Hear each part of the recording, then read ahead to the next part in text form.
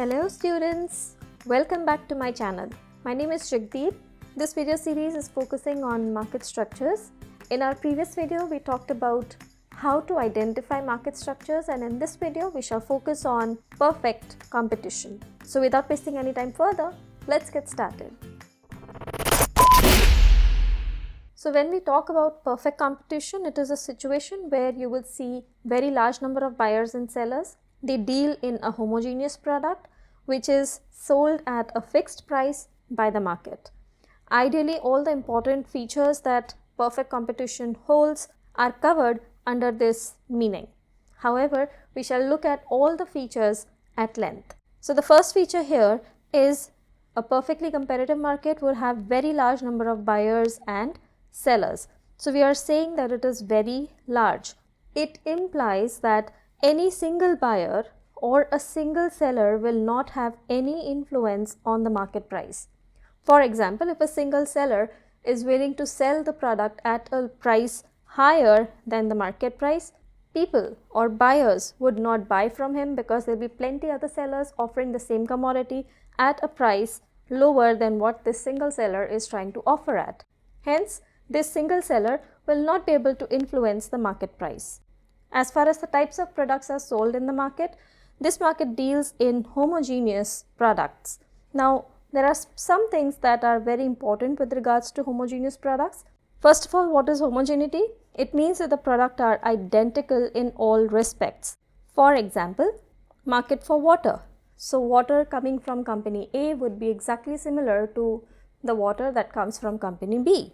Likewise, electricity, if there are multiple sellers or multiple providers in the market, they are still providing the same commodity, which is electricity. When the commodity is homogeneous, it becomes difficult for sellers to charge different prices. Why? Because all the goods are identical, so there is no reason and no incentive for the sellers to change the price of the commodities.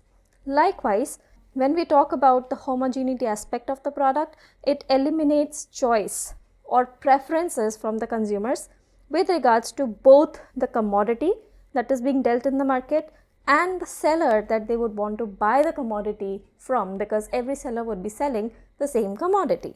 Another feature is uniformity in price. Now, since all the commodities are same, the goods are homogeneous, they'll be sold at the same price. So there'll be uniformity of price in this particular market. That means the price is fixed.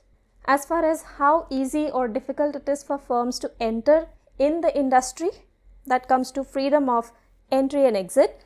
So in a perfectly competitive market, there is complete absence of artificial and natural barriers to entry and the exit. So firms are free to enter the market whenever they see other existing firms are making more profits, and they are free to exit the market when losses spiral out of their control. Firms earn supernormal profits in this market in the short run time frame, whereas a normal profit would be earned by firms in the long run time frame. Now, this is a very important segment that you need to remember when we talk in terms of the equilibriums in each individual market and how profit and loss scenarios are depicted diagrammatically. Students, if you find this video useful, show your support by using the super thanks button below. Your contributions are essential for me to continue producing high quality free content for students like you. Every bit truly makes a difference. I thank you for all the support that you've given me until now. The next feature of a perfectly competitive market is perfect knowledge. Now, when we talk about perfect knowledge, both the buyers and sellers have perfect knowledge with regards to the price prevailing in the market, and hence it becomes difficult for sellers to charge a higher or a lower price than what prevails in the market. Another feature is perfect mobility of the factors of production. Now, when we talk about mobility, we are talking in terms of geographical and occupational mobility. Factors like land cannot be moved geographically, but occupationally, yes, they could be moved from one usage to another. So, when we talk about mobility of factors of production, they are free to move to any industry which is offering them a best price. There is absence of selling cost. It indicates that the firms do not need to advertise what they are selling since the products are homogeneous, and plus the buyers and the sellers have perfect market knowledge, so they need not advertise and create awareness about the products being sold in the market.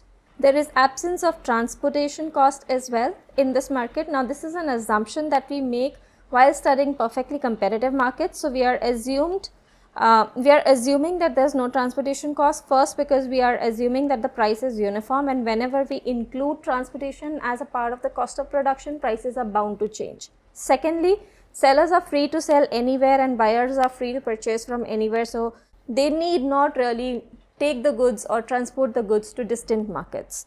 Now, the firms in a perfectly competitive markets are price takers. What do we mean by that? It means that the firms would accept the prices determined by the forces of demand and supply, and that brings us to the last feature of this particular market structure, which is the demand curve. Now, if you remember, we studied that the price in this market structure remains constant. So if we are supposed to draw the diagram, let us say we have price in dollars, and on the x-axis we have quantity in units. Whether 1 unit is sold or 2 units are sold or 3 units are sold or 4 units are sold, if the price per unit is, let us say, $2, then every unit would be sold at this same price, and hence you would get a horizontal demand curve. This is a perfectly elastic demand curve, all right? And if you've studied costs or you have seen my playlists of costs, you would know that AR is also called the demand curve. So, in a perfectly competitive market, the demand curve is horizontal, or you could also write perfectly elastic in nature. Students, if this video helped you, just think about the possibilities we could explore in a one-on-one session.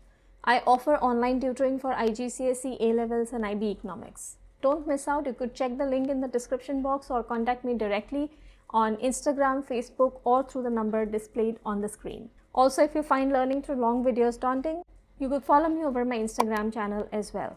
In our next video, we shall take a look at monopoly. Until then, bye now. Take care.